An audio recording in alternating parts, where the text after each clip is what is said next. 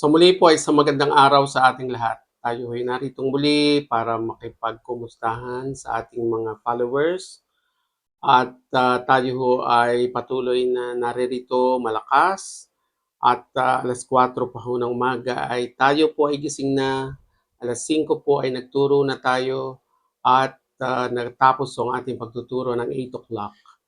Nung matapos ho ng 8 o'clock, siyempre diretso tayo sa ating breakfast at ngayon ho ay nandito naman tayo sa ating computer table. Mas maganda ho dito kasi meron ho akong ginagamit na ilaw dito para ho mas maganda naman yung ating lightings. At minsan ho naobserbahan ko na pagka ho ako ay re-record habang kumakain, eh hindi ko rin ho ma-feel yung pagkain ko.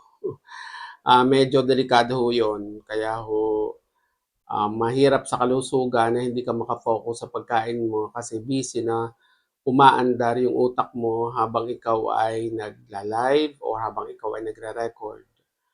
Minsan may nagtatanong sa akin, lalo na ho yung aking mga kasamahan, mga dati kong classmate nung elementary pa, nung high school, bakit daw po ako ay naging active dito sa social media.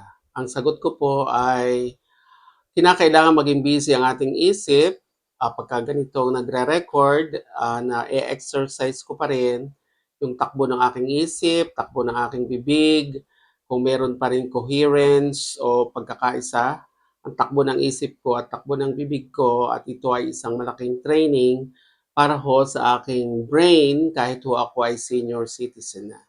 Bukod ho doon, gusto ko rin hong mag-inform sa mga tao ng ilang mga bagay at ito ho ay magagawa sa pamagitan ng social media, either sa FB or sa YouTube na ating ginagawa ay pwede natin itong i-share.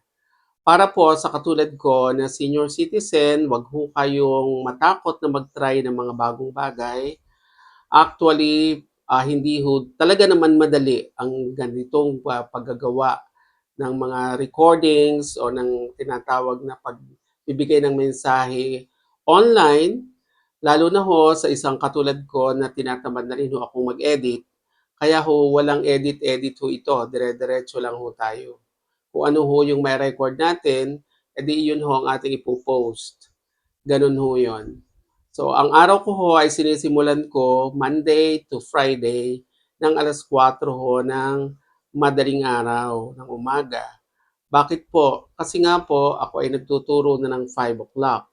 So 4 to 4:30, diyan ko na ho inihahanda yung aking sarili, personal nating ginagawa para ma-ready ang sarili natin, nagkakape-kape. And then 4:30, nakaupo na ho tayo dito sa ating computer table at bukas ng ating laptop at nag-monitor na tayo kung ilan ba yung tuturuan natin, ano yung ituturo natin sa kanilang lesson.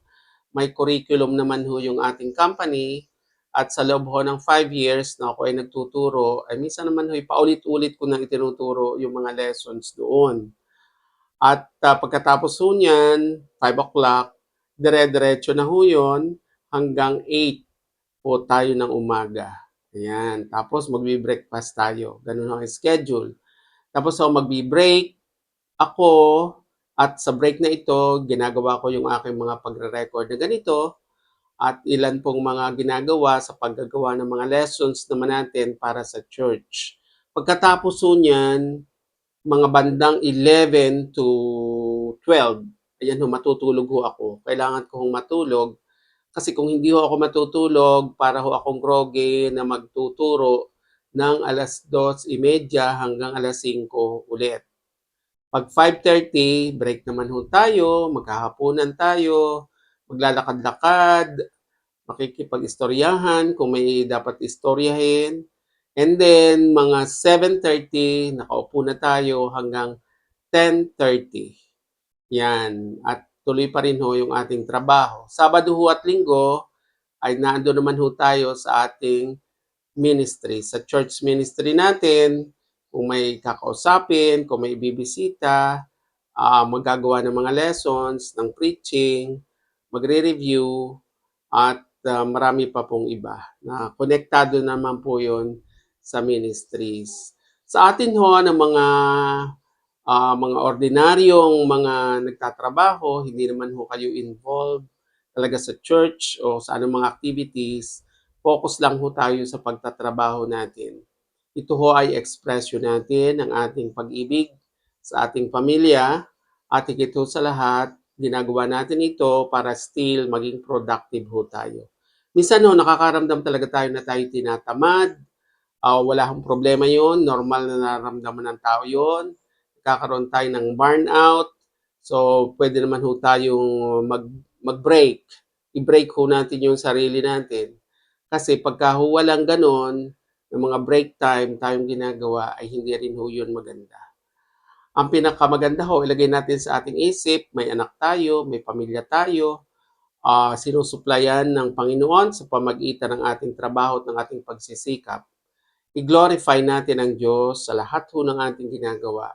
Ang sabi nga ho ng 1 Corinthians 10:31, kung tayo ay umiinom, kumakain, ano man ang ginagawa, gawin ho natin sa kaluwalhatian ng Diyos.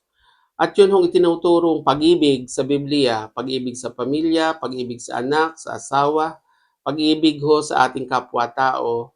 Lahat ho yun ay may kalakip na tinatawag na sakripisyo. Ang love, 'pag nakabasa ho kayo ng love sa Bible, ang ibig kong sabihin noon ay hindi romantic love, kahit ho yan ay patungkol sa mag-asawa.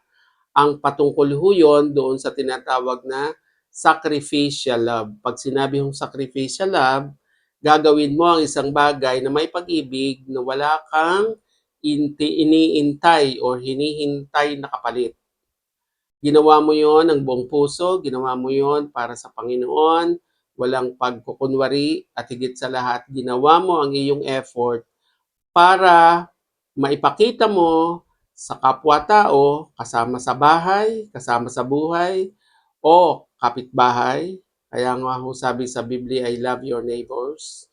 Kahit nga ho hindi katanggap-tanggap minsan, ang mga ginagawa ng ating mga neighbors. Nagpapasalamat ho ako sapagkat ang aking mga kapitbahay dito ay mababait talaga. So blessing ho ng Panginoon yun. At dapat ho nating tandaan na itong mga kapitbahay natin ito at kapwa nating taong ito ay tutulong din naman sa atin sa bandang huli. Bukod pa ho doon, kung tayo nagpapakita ng sacrificial love sa mga taong ito, ay magkakaroon din ho ng pag-iisip sa kanilang puso na, aba, meron talagang Diyos na dumadaloy sa pagkatao ng taong ito dahil ipinakikita niya ang kanyang pagsisikap at pag-ibig sa mga tao na hindi naman pwedeng magbalik ganti sa ginagawang mabuti o ginagawa sa atin. Yan ho ang pag-ibig na itinuro sa atin ng Panginoong Hesus. So yan po ang atin pong masasabi ngayong umagang ito. Ngayon po ay January 7. Pagpalain ho tayo ng Panginoon. Mabuhay ho ang lahat ng masisipag at talaga hong sipagan natin. Kung napapagod, magpahinga. Thank you po and God bless you all.